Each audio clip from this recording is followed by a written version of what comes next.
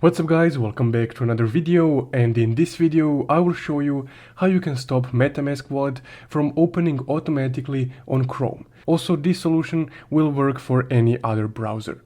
So let's get started. Now, if you have Metamask wallet, you've probably noticed that recently, as soon as you open up Chrome for the first time or your browser, Metamask wallet automatically opens up to this website right here. So to disable this, you can right click on the Metamask extension icon right here, and then click Manage Extension.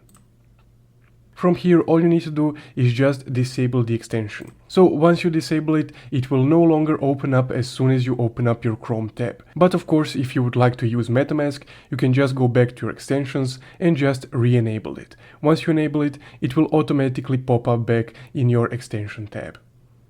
And as you can see, it even automatically loaded back up this website right here. So essentially you can just disable it and then enable it once you need to use it. So that's guys how you can stop Metamask from opening automatically on Chrome or any other browser. If you found this video helpful, don't forget to leave a like and subscribe. Thank you for watching.